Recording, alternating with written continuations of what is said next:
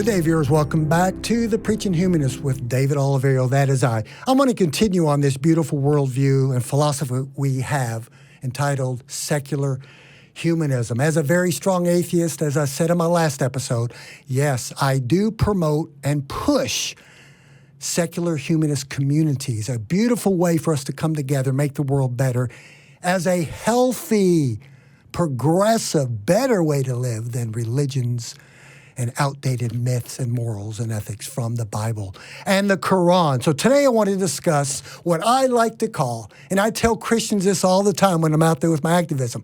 I had a talk with two pastors at the Alamo a few weeks ago and began to explain to them, and instead of debating them on the existence of God, because that's all they want to do, I show them a better way. I said, hey, guess what?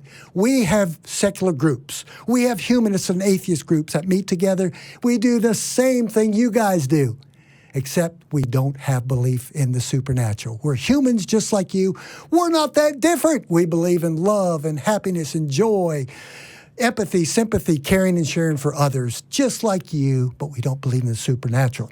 I would like to discuss what I call the four great progressive values of secular humanism. Part one is truth and altruism, and in part two, we'll talk about a few others. Number one, what are one of the major values of secular humanism? It is truth. By definition, truth is an agreement with fact, an agreement with reality. And I don't know how many times I get this from believers when I'm out there in my activism. Now, not long ago, I was at a Chipotle restaurant. Some of you may have gone to these places before. And I was sitting there eating my vegetable burrito, and I noticed a group of young men off in the corner there at a table. They had their Bibles open. They were on fire for Jesus. It reminded me of myself 30, 40 years ago. And they were joined together in prayer, and they were discussing the Bible. So I was waiting patiently for them to get up and walk by. Sure enough, they came by, and lo and behold, they had me, the big mouth, to talk to them. So I started asking questions. We got into good dialogue. They were asking me how we know what truth is, right? So I explained to them what truth is and how we as secular humanists want to really find what is true. We want to know what is real. And nobody knows it all, but we're always growing and changing and evolving. Of course, when I discuss truth with a Christian, especially a right-wing Christian, I get the CS all the time. And that's an acronym for the Christian smirk. I get it all the time. They go, oh, David, I know what truth is. Jesus said, and I'll fill in the blank for him, I know what you're going to say, young man. I usually tell him. Jesus said, I'm the way, the truth, and the life. No man cometh to the Father except through me. And in Psalm 137, thy word is truth. That's all these people need is a scripture in the Bible that says that Jesus is truth. Well, there's a lot more to it than that.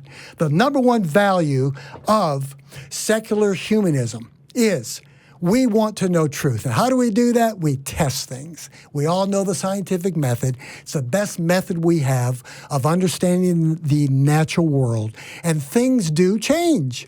And that's the beautiful thing about our principles and our values of secular humanism. The Humanist Manifestos, number 1, 2, and 3, it's all great, but it's not like religion. It's not like the Bible. It's not a tenet of faith that is unchangeable. It changes. Morality changes. Whatever is best for the entire group. We use reason, we use debate, we use discourse and some dissent. We come to compromise. That's how pluralistic democratic societies work. That's what we do. We grow into truth. We leave away those falsities. So using the scientific method is great. It's the best thing we got.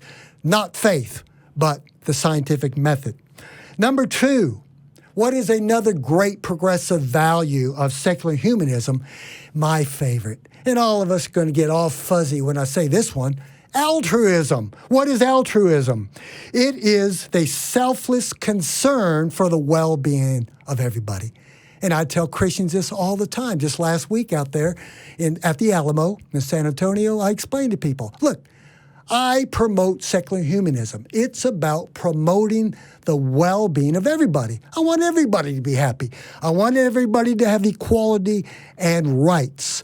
But I want you to be able to still believe what you believe, but keep it out of the government and keep it out of public schools. Keep it in your head and in your churches where it belongs. Altruism.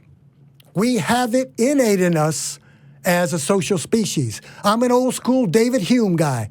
Yeah, these morals and ethics and this altruistic behavior we have for others is innate in our DNA. We have these moral standards. We have this morality built into us already. Now we have Immanuel Kant coming around saying, hey, it's more than just innate genetic code of morals. We have reason. We can progress. Guess what, folks? We have them both. We have this built-in altruism and reciprocal altruism as a social primate species. This is what I tell believers all the time, that these are the beautiful values of secular humanism. No gods required. You can continue to be a good moral person, helping other people through altruism and so forth. But no God, no church, no Bible or Quran needed. We have it as humans. And all the good things, the altruistic things that these progressive Christians do, and even sometimes even the fundies do, it's just being human. It's using humanistic thinking, progressive thinking, rationale and reason and science. So these are the two important great progressive values of secular humanism. Next episode, I'm going to share two others, and there are many, many, many more. But I want to share this with people. And remember, take what you have and share it with others. Take the beautiful truths, the morals, the ethics of being secular and humanist and atheist.